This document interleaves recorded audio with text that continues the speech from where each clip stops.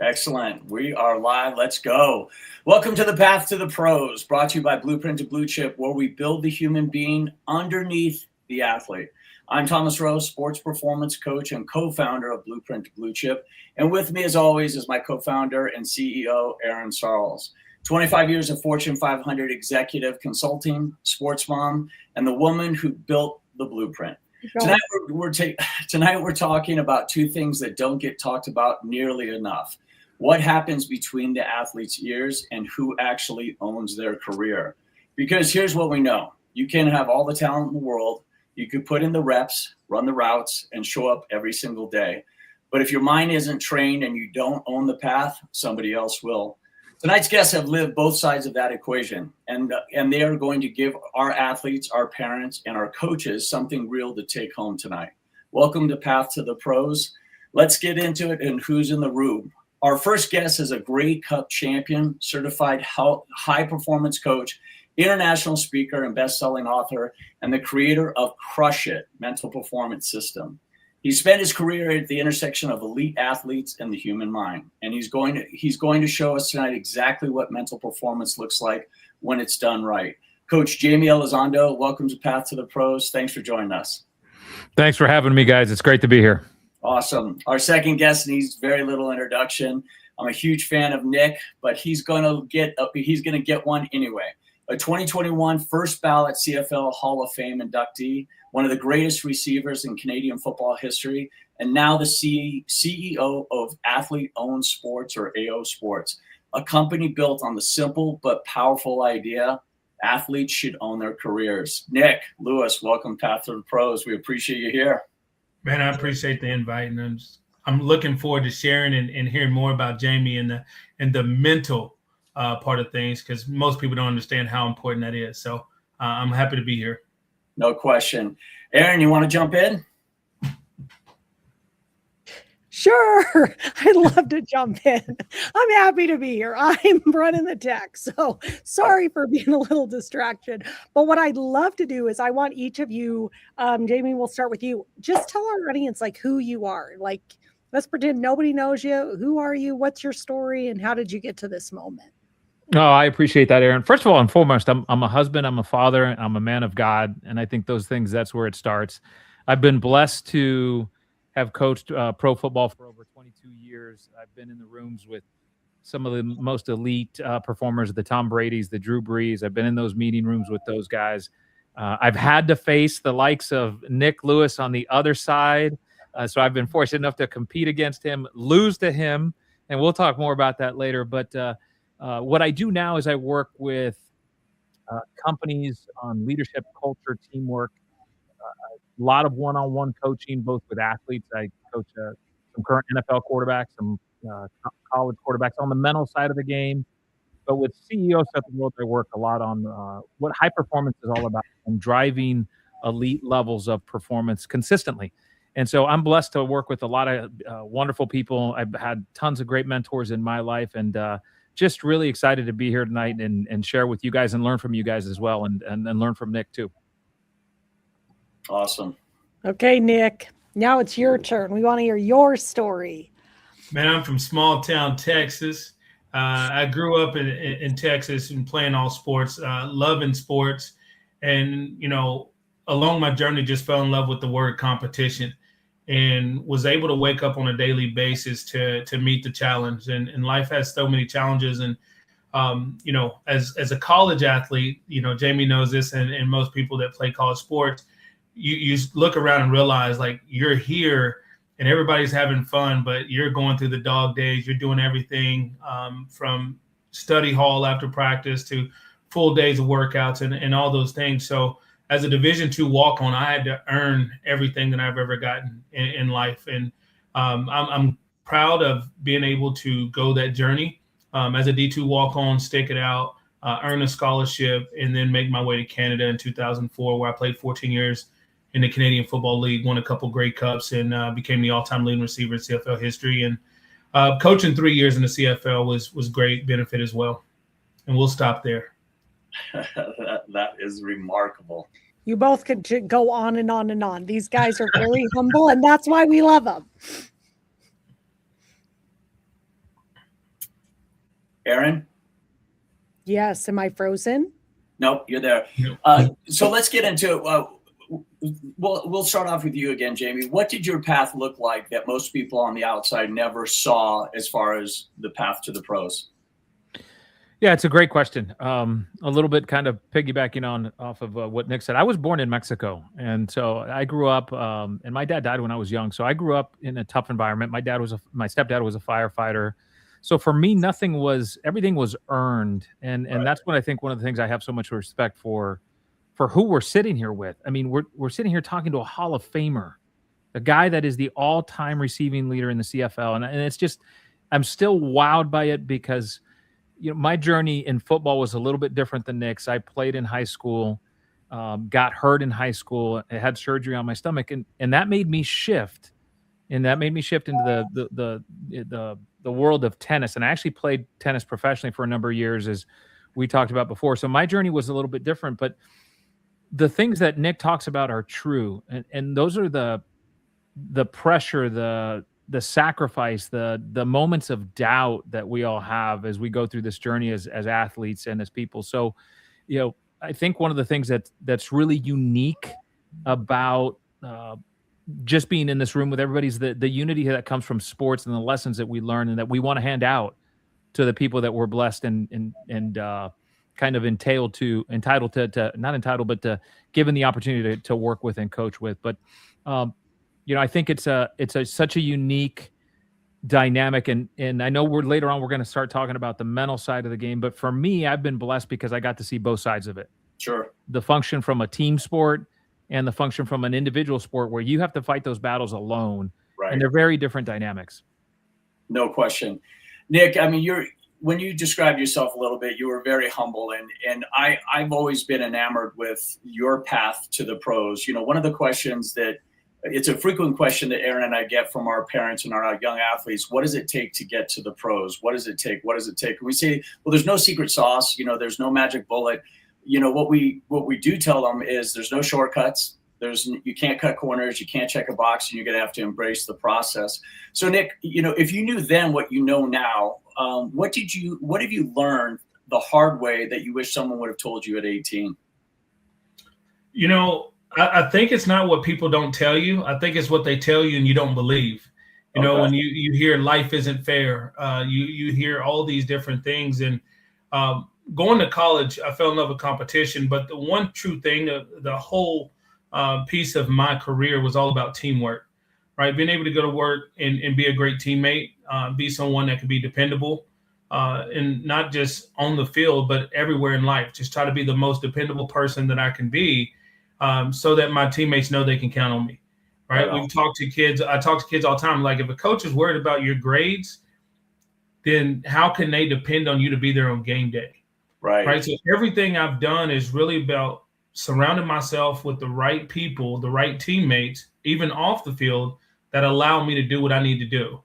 Right. I have great family and friends that hold me accountable. One, when I mess up, they're going to be the first ones to tell me I mess up. When I go home to Texas, they tell me I'm not that great. Right. So I have a great supporting cast that treats me the way they treated me when I was a D2 walk-on, and it's great. So there's not big a difference in that, but it's really about aligning yourself. And when I talk to a lot of kids, I always talk to them about a school of fish. The only way schools of fish can make it through an ocean is together, right? And if you're going to swim off by yourself, you're not going to make it very far. So it's better to swim in a pack, but you also got to know if you're in the wrong pack, you'll go in the wrong direction. Right. And by the time you realize it, you'll be down a path that you shouldn't be down, and you'll realize you have a lot of wasted opportunities. So my career has just been able to surround myself with great people, positive people, that have kept me on the right track. And I was the representative on the field. And it was great. That's awesome. Jaime, break down Crush It for the audience. What is it and how does it actually work?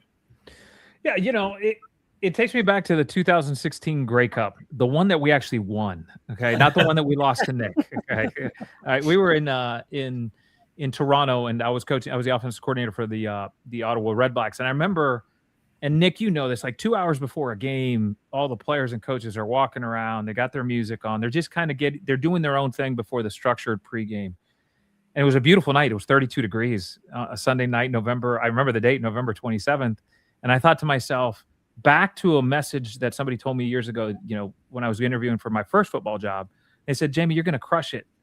And I thought forward to that. That night I thought, okay, this is what crushing it is all about. We're about to win a championship. And we were massive underdogs against the Calgary Stampeders, which I know Nick played for a bit. They had the most, winning record in all time of CFL history. And I thought about that. And fast forward a couple of years, I thought, okay, in football, we always have to measure winning and losing outside of just wins and losses. Right. And so I started to develop a system at what does crush it really mean? What does it look like? And how can it be measured outside of a profit and loss statement, your winning record? And so what crush it is really a framework, or if you're doing these things, you're going to be doing well in life. And it stands for courage. That's what the C stands for. The R stands for resilience. And those two things, Thomas, only get you into the arena. Nick knows this. Courage and resilience, all they guarantee is the ticket in. Yep. The U stands for being unstoppable with your identity, your mindset, your beliefs about yourself. And that's really where everything starts. The S is for how you show up, your presence, your energy. The H stands for habits. And Nick knows this. You've got to have tremendous habits to be successful in any part of life. Right. And then the I is for internal discipline. And the T is for tenacity. Now, like I said earlier, courage and resilience get you into the arena.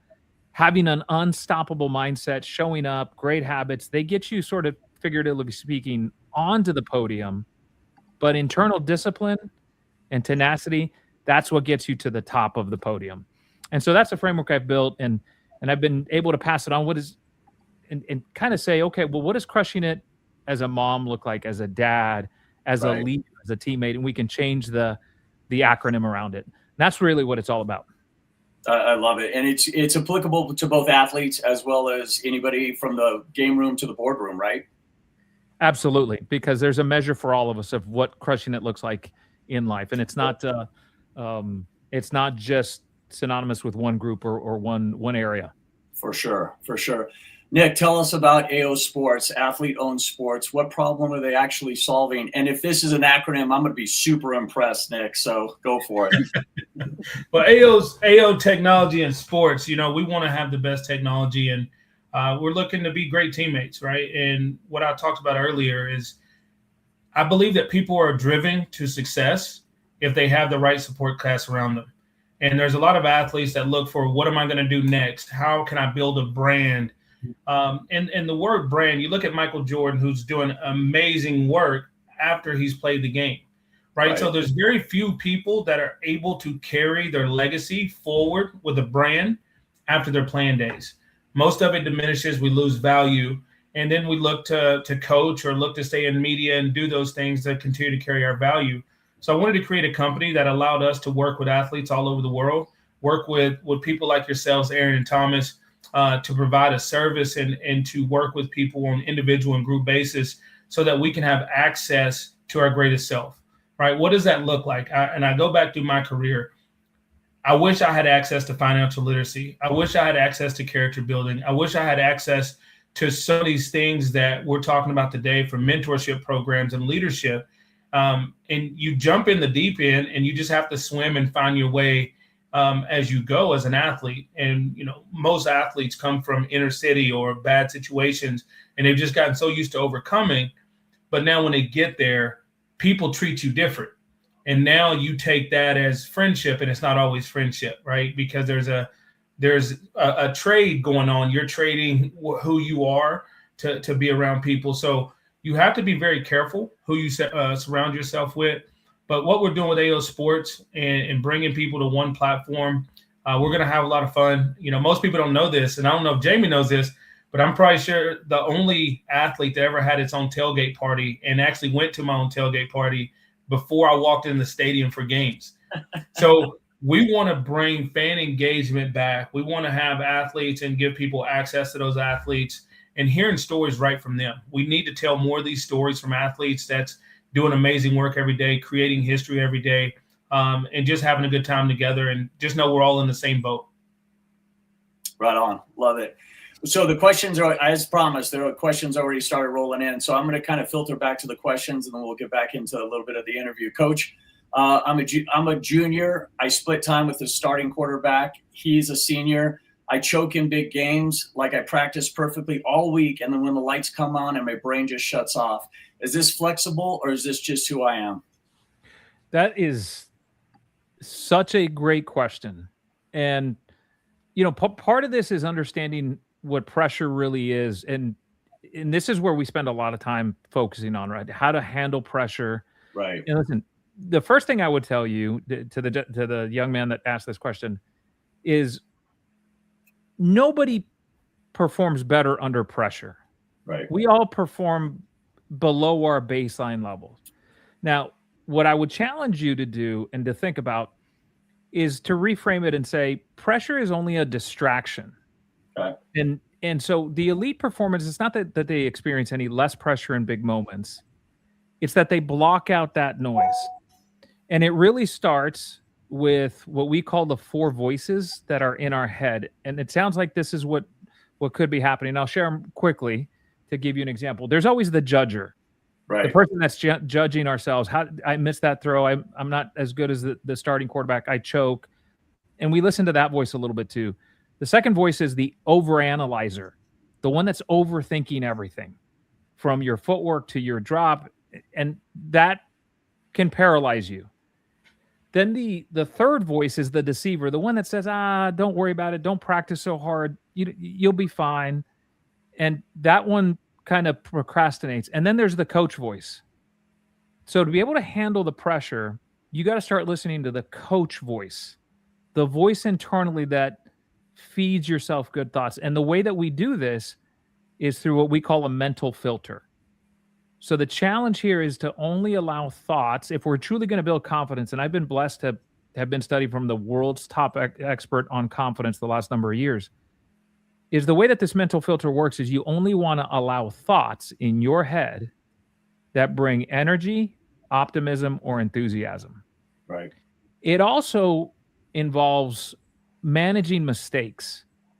And what I mean by that is, and this is what I would challenge you and to consider, how we see a mistake either affects our confidence and protects our confidence, or it destroys it. And so 3 keys. 1, you got to see a mistake as temporary. Number 2, it just happened on this one play, on this one throw. 2, it's limited to a very specific situation. I was rolling across to the left and I threw across my body. And 3, it's non-representative of who I am. Got it. And so just those little tools are important. But I think the first thing is pressure is normal. Learn to listen to your body and what it's trying to tell you. And then manage your self-talk and the things that you allow in your brain. Because this is not who you are. But there's a million people that struggle with this too. Right on. And that's where, having a good coach that can handle the mental side is really, really important too. Awesome. That's Jordan, 17, quarterback from Texas. Nick, I've got Marcus. He's 20 years old, wide receiver from JUCO. I keep hearing the CFL brought up as a path to the NFL. You've had a long career. Why didn't you ever want to go to the NFL? I had an opportunity to go to the NFL after my second year. So I was rookie of the year in 2004. I was the number 2 receiver in 2005 in the league. I had an opportunity to go to the NFL. The ownership called me in and said 10 teams or 12 teams were interested in me coming down. And wow. They had an agent for me, which was Tom Brady's agent, and that was good friends with Jim Barker. And they sat down with me and just said, hey, here's the opportunity. We would like for you to stay. I told them to give me 48 hours. And it came down to, why am I going? Am I going for fame or am I going for money? If those are the only 2 reasons I'm going, then I'm doing myself a disservice. Right. And at that point, that's when I realized I'm already having a great opportunity at this game. I'm exceeding expectation that I had of myself. I love the city of Calgary. I love the CFL game. I love the people. And I just made a decision. At that point, it solved something in me that I knew I could play there. I've excelled at the American game my whole life. And that was the satisfaction that I needed, is that, look, I know I can play there, but I also knew that my opportunity back then, 5'10", 205 pounds. I'm a slot receiver. I was a 4.5, 340. So I was a slot receiver. And that was a year before Wes Welker and Brandon Stokely in 2007 really had the big boom that really changed the NFL to move to slot receivers. So do I think I could have went 1 year earlier and made that move? I mean, Wes had Tom and Stokely had Peyton Manning. So I think that you need one of those guys to really benefit from that.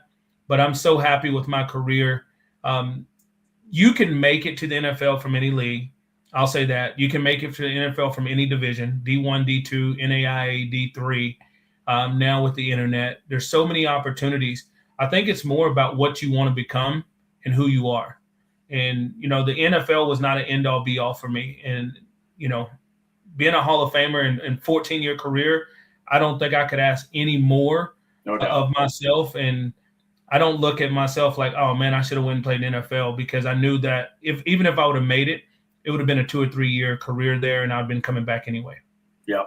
Can I add to that, because this is one of the things I respected about Nick. Nick wanted to compete.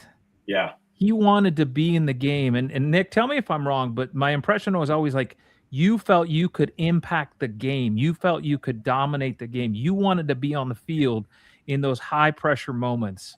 And that's one of the things that I always watched from afar, was like, this guy loves just to compete. You'd come in and hit somebody just to hit somebody, right, because you could. And I always respected that. And so Jamie, you know what's funny?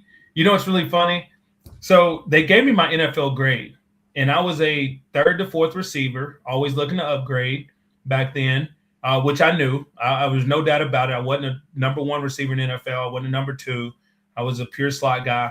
But on my grade, it said I could block for screens, but I wasn't a good blocker. And I internalized that. And if you watch me block after 2005, that's when I started blowing people up. That's when I started, you know, really because I internalized it, because I was like, you telling me I can't do something? Right. So even though I didn't go there, I was still showing that I had a complete game and that I could go out there and dominate the person in front of me. And I tell my daughter now, it's like, sometimes you get to be the bar and sometimes you get to watch the bar. And when you play against me, I'm going to show you the bar, what a complete receiver looks like. I love it. Right. Absolutely love that. That's badass. Jaime, what's the biggest mental mistake athletes make at the college to pro transition? That's a great question. I think one of the things, and I'd love to hear Nick's thoughts on this as a player. I think when you jump from the collegiate level to the professional level, the game is so much faster. Right. The game, everything is elevated with urgency. And that's not meant in any way disrespectfully to the fantastic number of college programs that are out there. The game's just, you're playing with the elite. Yep. And I think the mistake that a lot of players make is that they don't put enough importance on the mental side, in particular on learning how to envision, how to visualize. See, if you don't see yourself first as being able to play at that level, your behaviors and your actions will match that self-image, which is lower. And so now you start doing dumb things like staying out late and hanging out with the wrong crowd. See, if mentally you don't see yourself being a dominant player in the NFL, you'll never reach those peaks. And so I think the biggest mistake that those players make is they underestimate the level of intensity and focus that's required to compete at the next level. And then they don't spend enough time truly envisioning and seeing themselves, because there's two thoughts here. You know, you got to see it to believe it. Well, you got to see it in your mind, right, before you can believe it. And so I think that happens to a lot of players. And then the thing with the NFL, the thing with any professional football league is if you don't get a good start your first year, the first year you've got the benefit of the doubt, maybe even the second year. But after that, you're competing with a bunch of other guys that are coming up. And they're always going to look at those guys before they look at you if you haven't developed in the first 2 years. And so I think just understanding the future consequences of your choices is so important, because those little decisions can impact your future. And I'd love to get Nick's thoughts on the visualization part of it, but that's what I see as the biggest gap. Love it. Yeah, and, you know, I think one of the hardest things that people don't realize is, one, you're going from college and you're playing with grown men. This is how people feed their families, right? Nobody owes you anything, and you really have to earn your way. And when you're in college, you have to fall in love with the things you hate to do, whether that's watching film, whether that's extra work, whether that's finding a way to succeed. Right. I tell people all the time, I can watch film for 30 minutes and get what some people can get in 5 hours. But you have to find the way. You have to search yourself, understand your skill set, and maximize that. And if you have one thing in your game, be the best at it. Right. I knew one thing. When I played with Kenyon Rambo, who ran a 4.2 140, and when I played with Jermaine Copeland, who's 6'3", can contort his body in the air and catch anything down the field, I was like, I'm not going to be the weak link, but I'm also going to be the lead dog. And by being the lead dog, I was going to set the tone every game. I was going to make a play to energize everybody else. I knew my role. Like, I knew when we get inside the green zone, inside the 20 there, I wasn't getting the ball very much. I'm 5'10". They're 6'1", 6'2", 6'3". I don't get too many opportunities. So I knew my role, and I was okay with that. If I got to go out there and set the tone, I remember one game we played in a playoff game. I'm the best second down receiver in the league, and George Cortez comes to me and says, we keep messing up stunts. I need you in the backfield. So I blocked almost every pass play on second down to win a playoff game. And to me, that you have to be selfless, and you have to understand, I want the ball in my hands, but also want to win. Right. Yep. So that gave me longevity. It gave me the ability to extend my career. It gave me so many opportunities because I was the best at what I did. And I didn't try to be like everybody else. Sure. That's such I hope everybody that's listening heard that. That's such a nugget of wisdom and that Nick just dropped, because he said, you have to find what you're really unique at and really good at and live with that. You know, you brought up Jermaine Copeland. I had a Copeland in 2010, my first year as a coordinator for the Toronto Argonauts. Yeah. And Cope was the guy that when you needed a play, the game was on the line, that ball was going to him. And everybody knew it because Cope was going to make that play no matter. And you know exactly what I'm talking about. Now, was Cope going to be the guy that you put on the outside to burn right by a DB? That wasn't Cope. But everybody knew that you could trust Jermaine when the game was online, and that's what he built his entire career on, right? And you played with him, Nick, you know. And so 100%. I think that's such a pearl of wisdom, man. What makes you unique as a player and really hone in and develop it. I think that's great advice, Nick. Awesome. Great pearls. Nick, what does it mean to truly own your career, not just play it? You know, I watched so many people retire and they said I did it my way. And it's always interesting to see what is my way. Right. And just watching how people evolve in their careers. There's people that's always coming and going. Jaime understands this. If you're on a losing team, there's going to be more turnover. If you're on a winning team, there's less turnover. If you're on a winning team that wins Grey Cups or Super Bowls, they're going to overpay you to get championship experience on their team. Right. So all of these different things equate to becoming the best version of yourself. And for me, I was fortunate. I didn't enter free agency until my 11th or 12th year into the league. Right. So I never tested free agency because I knew my role. I understood my role. And I was like, I can go to another team, but they got to figure out how to use me. Right. Or I got to go into a different dynamic and all these other things that play a part in it. So for me, it's more about, where am I good at? Am I okay with the situation? And I don't care how much money you make. There's people in the NFL, NBA, there's golfers that feel like they're underpaid. So you got to be okay with the salary that you're going to be making. Mm-hmm. And once you sign the contract, it's go time. Right. Right. And getting it done is all about your mindset to succeed. Right. Do I have the ability to change the outcome of the game? And I want to be in that position to do that. And it doesn't mean you got to have the ball in your hands. It could be running off two people as a receiver. I want to make sure I do really good so that I know that Jermaine's going to get the ball right here. I'm going to take the safety out of the play. And now it's a one-on-one opportunity. We're increasing our chances to win the game. So everybody wants to make the play, but there's 10 11 other guys, depending on what league you're in, that's involved in making that play as well. So just make sure you do your part. Right on. Coach, we're going to get back to questions. Trey, he's 22 years old. I just got cut for the second time from NFL minicamp. I don't know if I should keep going and move on. How do I know the difference between perseverance and denial? That's a really powerful question. So, number one, I think there's three things when we talk about facing that adversity and those setbacks. Number one, you got to understand your why. Yeah. Okay? Why am I doing this? And your why can be for a lot of different reasons. You got to understand your purpose. My purpose is to help impact people. What's your purpose in play? What is your mission? But there's something deeper that Ben Newman taught me, and this was, you have to tap into your burn. Something that's inside you that allows you to do the really hard things when you don't want to, right? When you start to doubt yourself, I've been cut twice. Am I living in denial? So what I would suggest to you is tap into that burn. What is it that's so important that drives you to wake up, that for years allowed you to lift and push through setbacks and push through the pain and the sacrifice of those early mornings? If you can tap into that burn, you'll be able to answer that question. And if your burn is elsewhere, then it's time to move on. But I think intrinsically, it's those doubts come when you get cut. And so you have to ask yourself, how badly do I really want to play this game, and why do I want to play it? Right. And I think this is a great conversation around, okay, so you've been cut twice.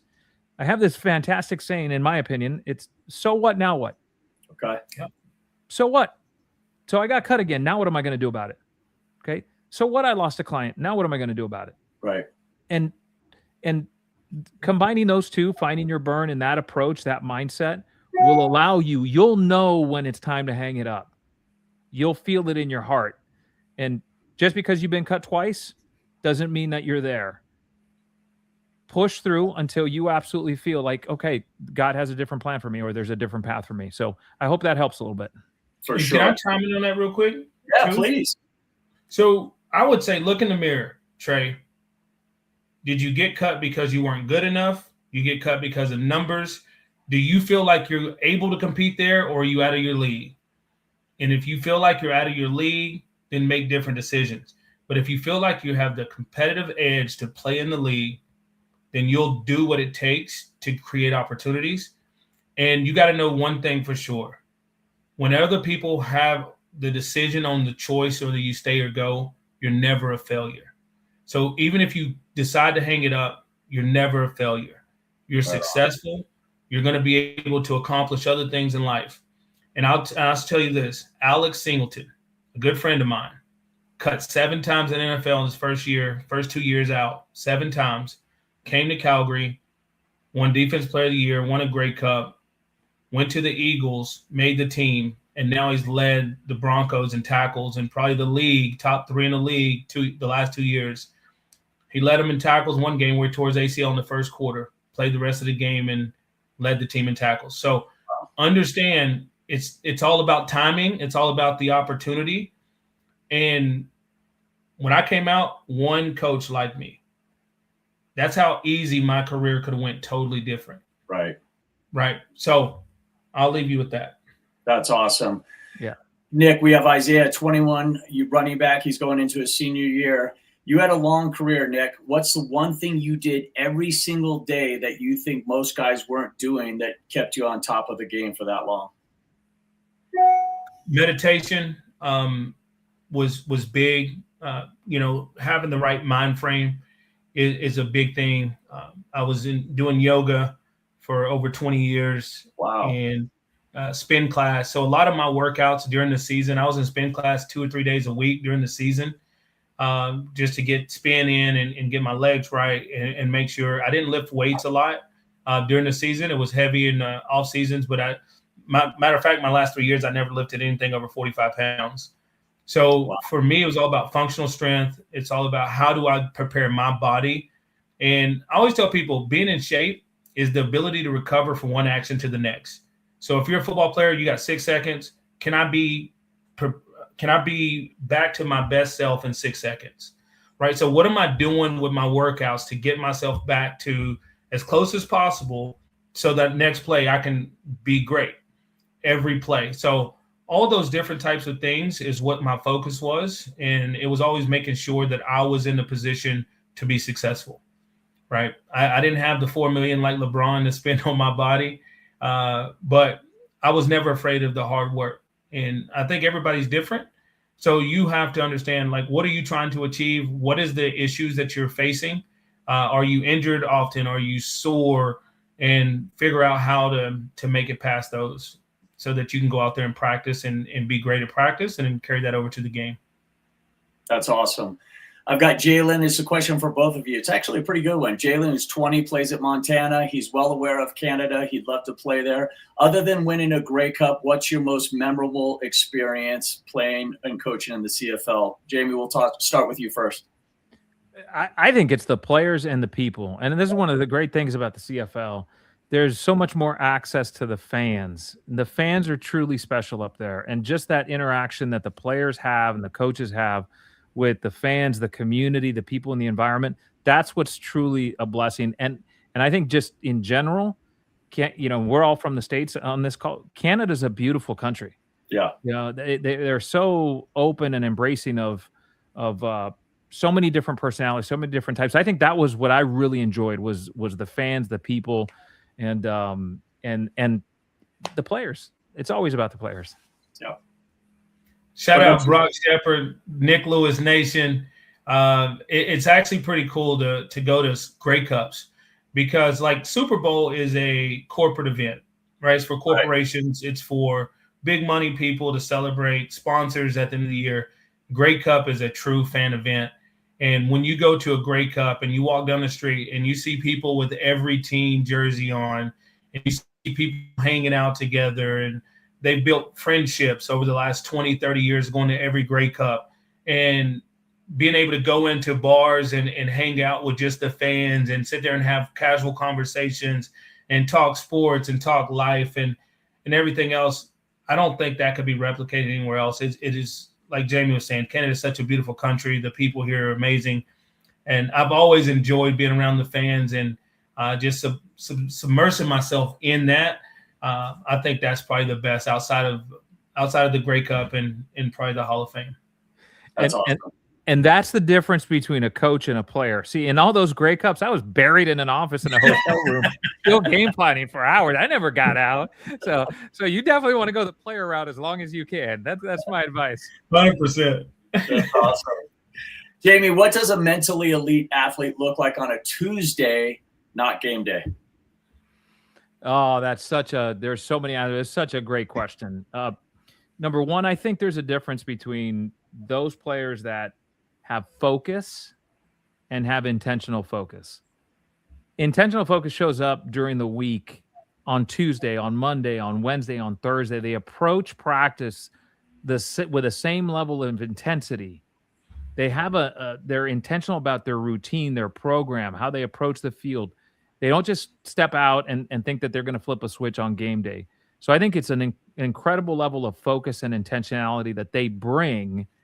And I think the other word that comes to mind is excellence.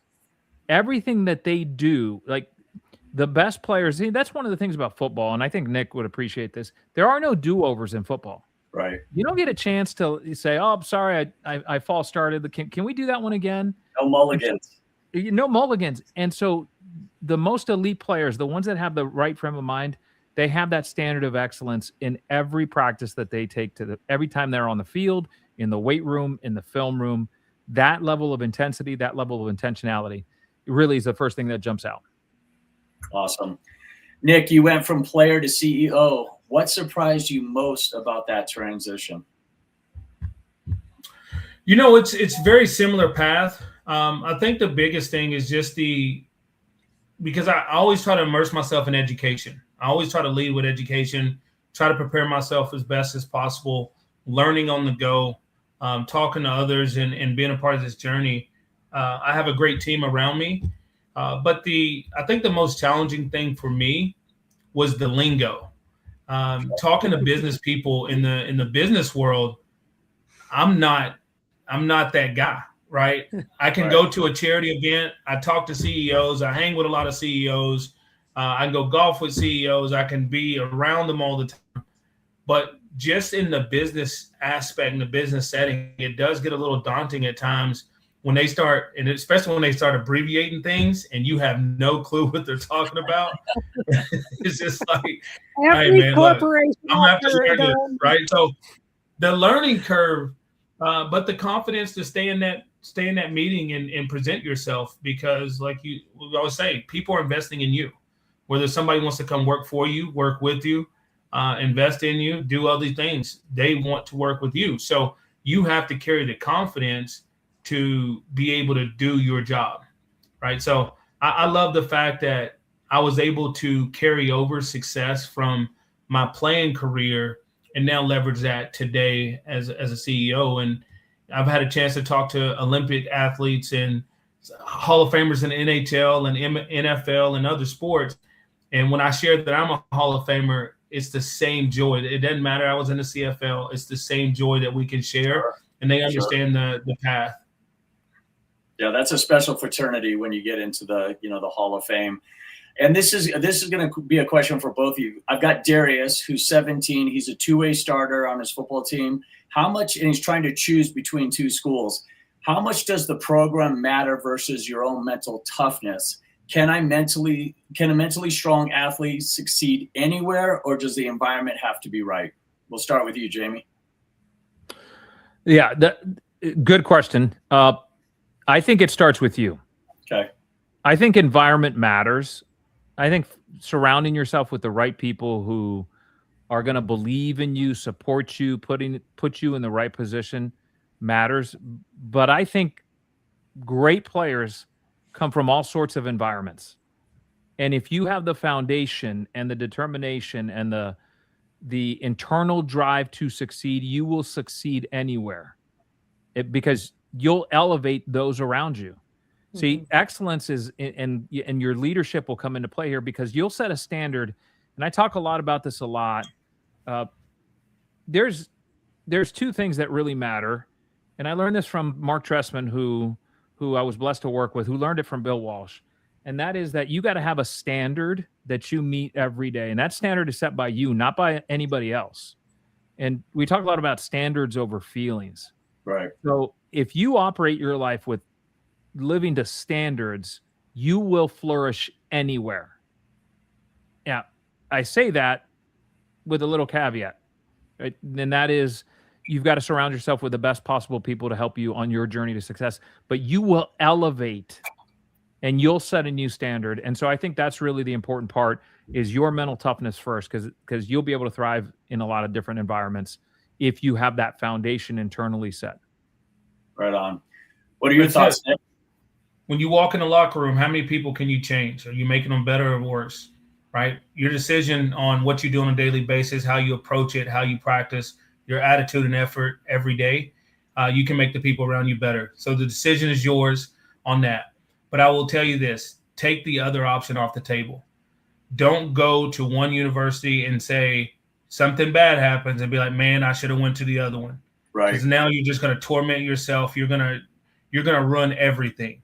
Right. When I chose not to go to the NFL, that was no longer an option. I never looked and was like, oh man, 2007 or 2006, this is going here. This is doing this. Or we brought another receiver and I'm not getting the same amount of targets. I never looked back and said, oh, well, I should have just went to the NFL. Right. I took that completely off the table. I could have went down and got hurt. I could have went down and made a team. Who cares?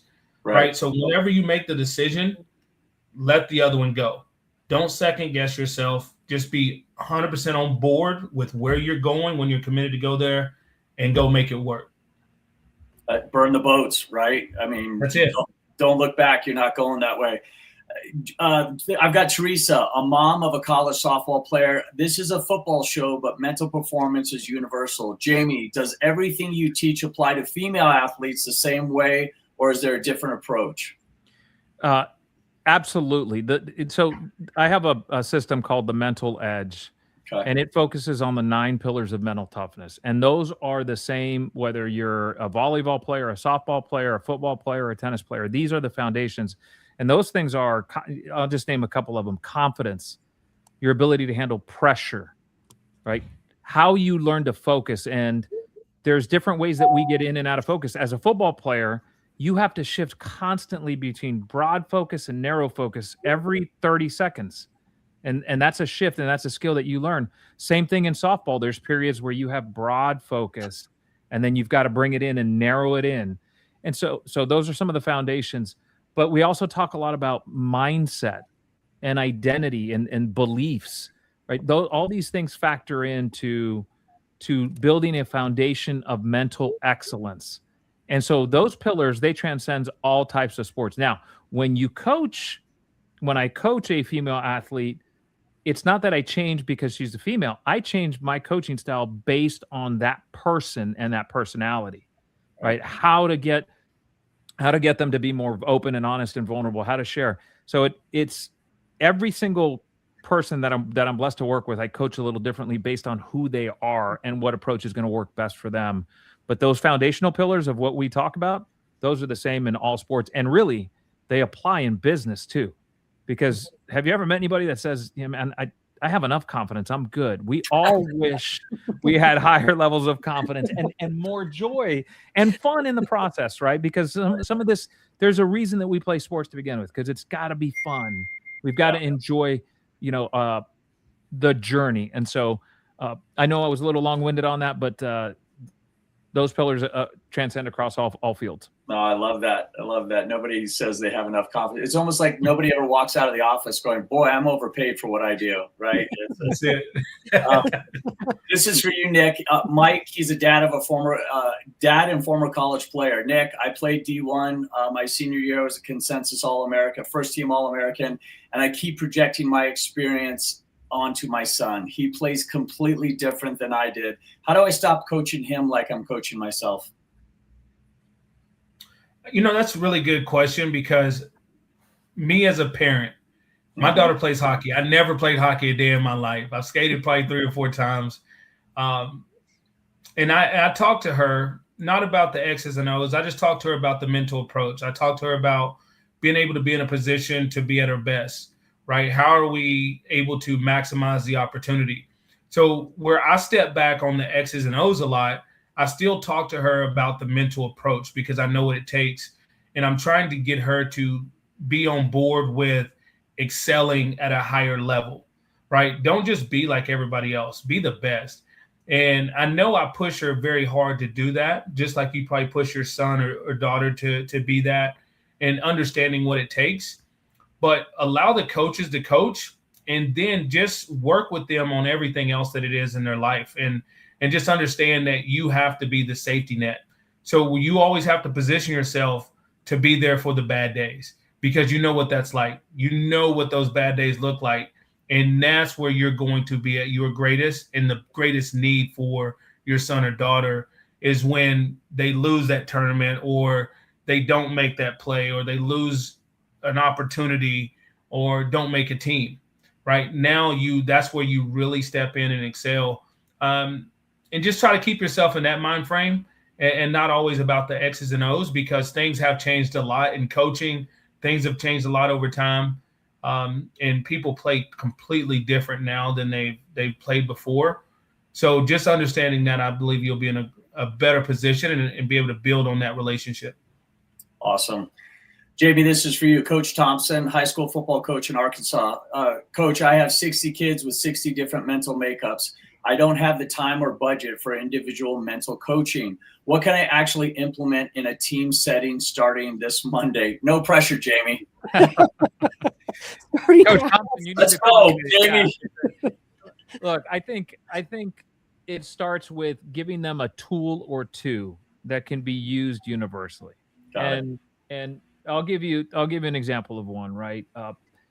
I think as they go through this journey, they've got to, and I love the fact that Nick brought up earlier, meditation, because one of the things in sports that we have to learn is to be mindful of our thinking and the thoughts and those doubts.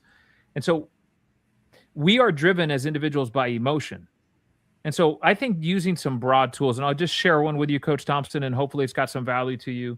This concept of acknowledging what you're feeling. I'm frustrated. I'm mad. I'm disappointed, right? We're not in sports, we're not trying to avoid feelings. But that first part is acknowledging what's going on in your mind. Then choose how you want to respond. Mm-hmm. Choose if you're going to respond positively or negatively to the situation. And then reframe the problem so you focus on the solution and not the problem. A little tool like that, you can share with the entire team. And you've given them some ability to build. And I'll share just another one, a very simple one. And I got this from Nate Sisner. If you ever want to read a great book, read The Confident Mind. It's a fantastic book. He talks about the daily ESP. So you can implement this with your people. Right? Every night before you go to bed, have them journal an event that they're proud of because of their effort. It gave them a feeling of success and progress. You don't need to coach everyone on it, but if you get 30 guys doing that every night, and this is what Olympians do. They write their daily ESPs for years, and then they read them before a big event. But just those types of tools, I think, will be beneficial to help them guide. And then, I think you'll work with the individual ones that need the most work, because that's really how it works. Your quarterbacks are going to need something different than your receivers are, than your offensive linemen. So I hope those two tools at least add some value, Coach Thompson. Well, they help me for sure. That's that's a great book, The Confident Mind. I listen to books when I walk every day, and I listen to that, and I talk to kids about victory journaling, right? Yeah. Because, and I tell them, like, write down those 3 to 10 things that before a game that you can read, and your body understands who you are, and then you start to build it every day. When I have a great play at practice, write that down. Mm-hmm. And now when you go into games, and before I did this. Oh man, you become unstoppable in your mind. It builds that confidence because of stuff that you've done. Right. So great. Hey, Jaime, that's awesome. That's awesome. I've got Coach Rivera. He's a JUCO football coach. Nick, I feel like I have the responsibility, tremendous responsibility, that I could make or break an athlete. From a player's perspective, what's one thing a coach said or did that made the most lasting impact on your mental toughness? And what's the one thing a coach did or said that almost broke you? I don't think I've ever been at the place to be broken. I remember, and Jaime will love this story. So 2016, SJ Green, I'm in Montreal. SJ Green, Hall of Famer now.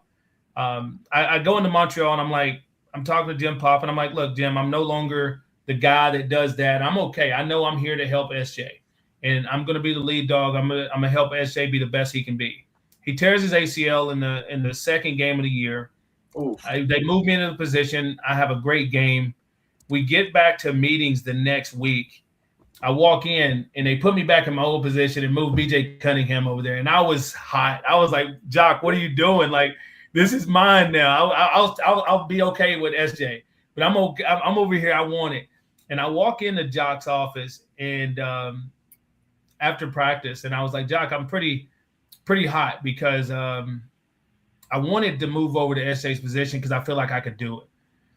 And he's like, you're no longer Geronimo. And Geronimo is my alter ego my rookie year. And he's like, you're no longer Geronimo. And I said, I'm pretty damn bad still, though. And it's funny to have those conversations.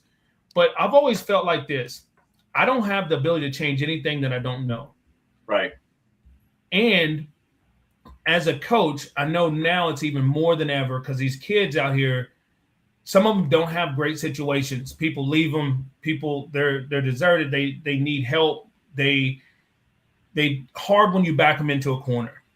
But I always say, if you can lead with love and build the relationship, you have the ability to say anything to them in those moments that allow them to be at their best, right? And if you don't tell them, you're going to make them worse.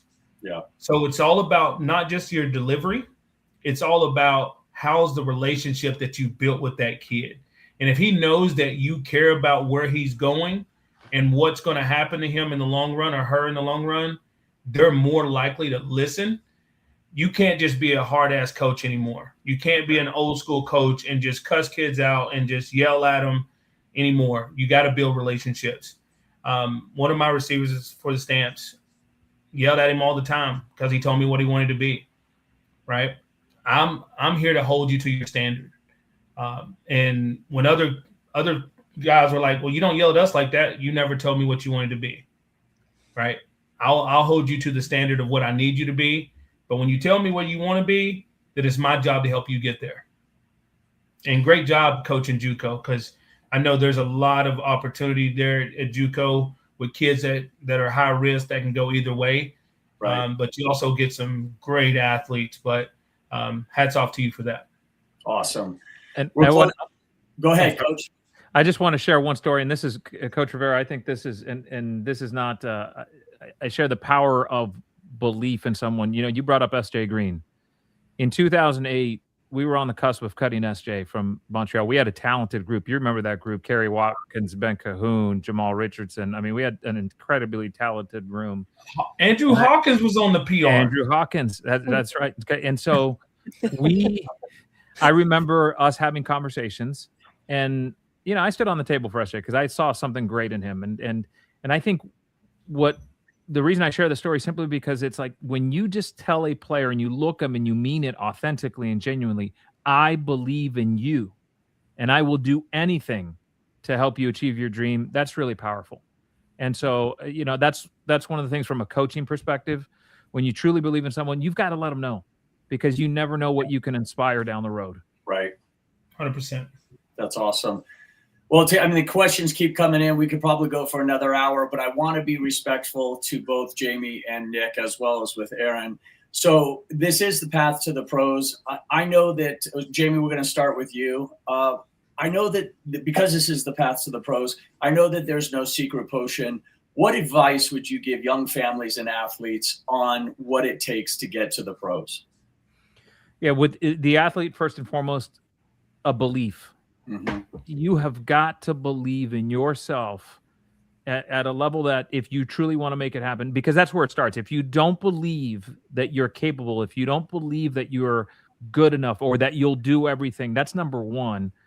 And then number two, I think it's the level of preparation. See, everybody has the will to win. I think some good coach by the name of Joe Gibbs kind of said, you know, said something like, yeah, everybody has the will to win, but very few people have the will to prepare to win.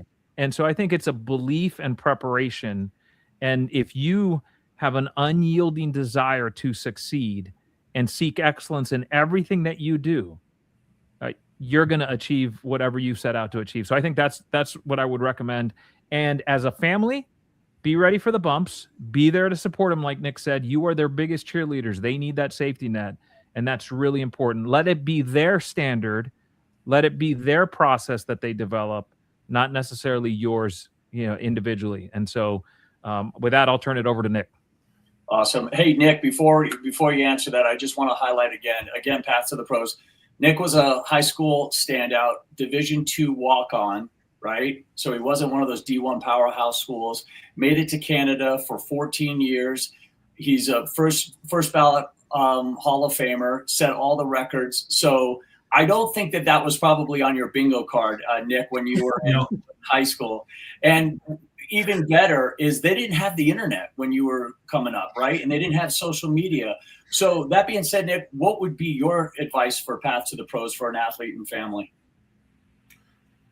Well, I'll start like this. There's only one plan. There's no plan A, plan B. Okay. Remove the plan A, plan B, because pro sports is a very limited time offer. It's like the McRib sandwich at McDonald's. If you're lucky, you get 3 years. So you got to understand the work you're putting in to do something for 3 years, if you're lucky. Right. To do 10 and 14 is all about, it has nothing to do with talent. It's way more than talent.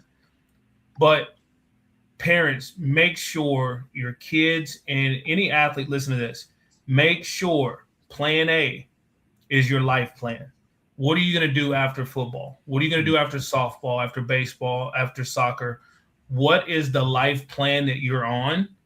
And then give yourself every chance you can to play pro sports, right? I talk to a lot of high school kids that play at a position. a high school coach, they want to win games. They put you a defensive end, but you're a linebacker in college, right? Well, guess what? At practice, you're a defensive end. But an hour and a half after practice, you're still on the field working linebacker drills because you know you're preparing for that next step and you know you're playing linebacker the next level, right? That's the commitment you make to yourself. That's what we're talking about. Put yourself in position to give yourself the best chance possible. But if you don't detour to the pros and come back to the life plan, you stay on the life plan and you have a wonderful, successful life. And you're going to make a huge difference in the lives of others, and not have to go through that depression of not making it there because you understood it was only a small blip of your life anyway. Right. That's badass. That is awesome. Team, we're at an hour, so I want to be respectful of everybody's time. But I do want to ask you, Coach, where is the best way for some of these athletes and families to get a hold of you if they wanted to reach out, whether that's a website or an email or your social media handles?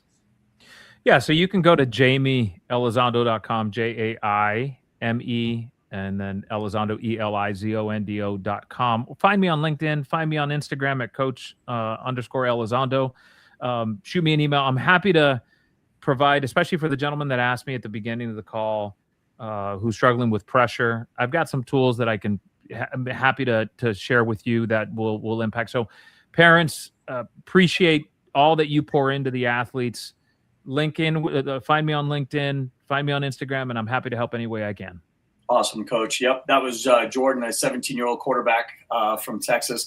Nick, where can people get a hold of you? Yeah, Nick Lewis on LinkedIn, NIKEL818 on Instagram or X. So hit me up there. And if you're a young athlete and you want to get into media or you want to do more in media and you need some support, we're looking to continue to add on to our value adds of AO Sports. So we are the select few that's looking to go above and beyond. And so I'm just excited. Thank you again for having us, Thomas and Aaron. It's been amazing listening to Jaime talk about these things and to share some of my journey as well. So looking forward to the next time. Real quick, this is a great question. We'll just close it out with this. Coach, did you have any superstitions that you would adhere to on game day? Nick, same for you. Any superstitions that kind of led you through game day? Let me tell you, there were so many superstitions that I don't want to sell myself out on this show. Okay. Yeah. Right shoes always first. Right shoes always first. Chicken bacon ranch sandwich of Subway at home. It's exactly right. There was a Freshie wrap, and sometimes the Freshie was closed, and it was like, oh man, my game plan is like ruined. Let me tell you. But I just kind of phrase it as process over outcome, right? Not superstition. It's just a process over. Right. Hey, but that goes back to the confidence, though. Like if you truly believe it, it gives you that edge. That's right. Yeah, Yep. that's no doubt. We still don't split poles in my household.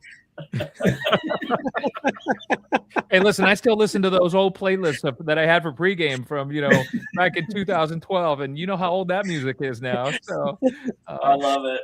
Well, I can't thank Erin enough for putting this together. And she's the mastermind. She's the brain. She's the beauty. She's the backbone of Blueprint to Bluechip. So, Erin, thank you so much for everything you do. Nick, you have a fantastic evening. Jaime, you have a super night. And guys, team, we'll see you next time for Path to the Pros. Have a great evening. Thank you so much. Thanks for having us. Good to see you, Nick.